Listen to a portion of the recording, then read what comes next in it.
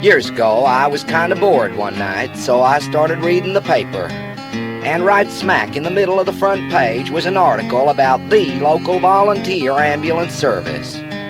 It said space-age technology coupled with advanced training and modern organization was being applied to saving life and limb on the highway, in the home, and in the factory. If you're interested in saving lives, come Monday evening at 7:30. Well, I ran right down there. In the bays was 2 square white ambulances. Each had 47 red lights and the words Mobile Intensive Care Unit painted on them. In the next room, the EMTs, with their orange jackets all covered with patches and insignias, was having a meeting.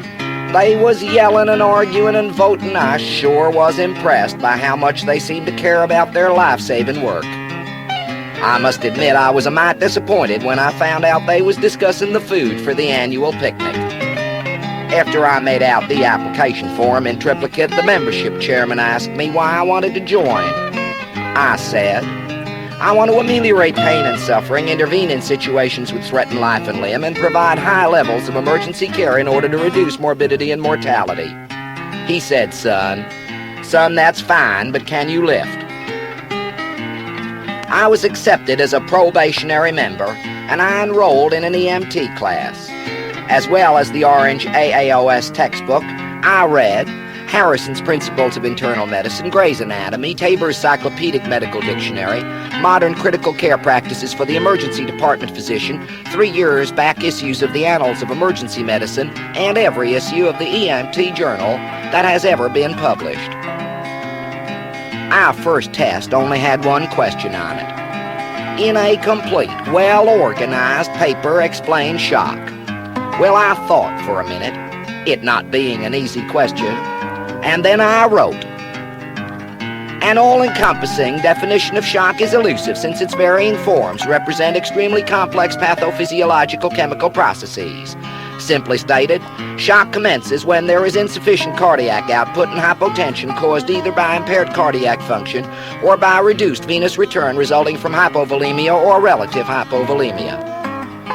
I went on to explain the presenting clinical picture, vasovagodilation, the neurohumoral defense mechanisms, orthostatic hypotension, and the latest studies regarding the development of shock sequelae in the traumatized patient. The next night after class, the course instructor said, Son, don't you ever hand in 17 pages of no nonsense like that again. Do you take me for some fool? There's no room for a smart guy in my class. I guess he was right, 'cause I sure had a problem with the state written exam. Half the multiple choice questions didn't have the right answer as one of the choices. 'Cause I'd had experience in government work, I got most of them anyhow. I just picked the answer someone who didn't know much about physiology, pathophysiology, or current practices in emergency care would think was right.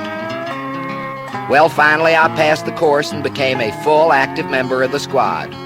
I got 1 orange jacket, 12 assorted patches, 2 chrome collar pins, 1 genuine plastic name tag, 1 wallet-sized ID card, an 8.5 by 11 state certificate suitable for framing, 1 pager, and every Friday, Saturday, and Sunday night on the call-up roster.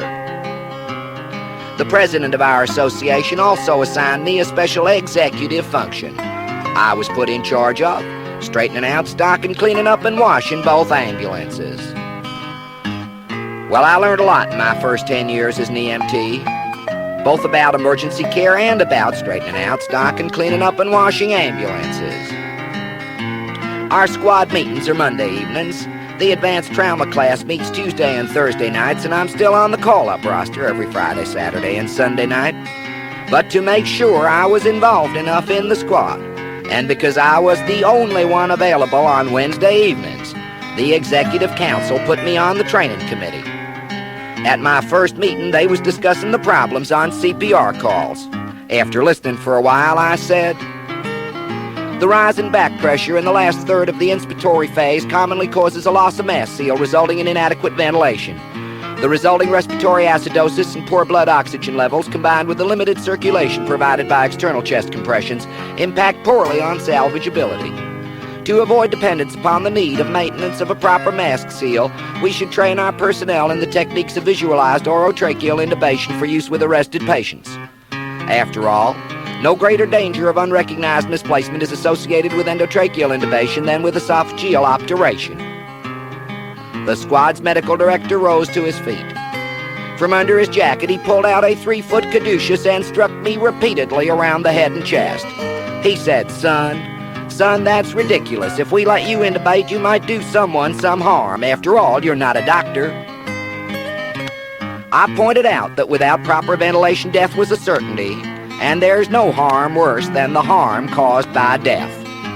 I guess my logic won him over, because on his recommendation, I was immediately appointed to the State EMS Council, which coincidentally met Wednesday evenings 85 miles away.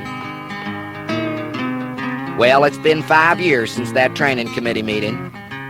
I'm on 8 local, regional, state, and national committees and attend 20-some meetings every month. I must tell you, I've never seen any trauma or insult on the streets or ED that even mildly holds a light to the fighting and bloodshed that goes on at every single EMS meeting. Attending these meetings, I've found another meaning for the letters EMT. They also stand for extraordinary masochistic tendencies. Now, I don't want to leave you with the wrong idea. I wouldn't trade being a certified EMT or my membership in the National Association of EMTs for nothing in the world. Why, just last month at the annual banquet, right after the fresh fruit supreme and the cold prime ribs, peas, and mashed potatoes, I received an award. Even though it still gets me all choked up, I'd like to share the inscription with you. It says, Son, presented for 15 years of ameliorating pain and suffering, intervening in situations which threaten life and limb, and providing high levels of emergency care in order to reduce morbidity and mortality every Friday, Saturday, and Sunday night. And 4, straightening out stock and cleaning up and washing both ambulances all these years.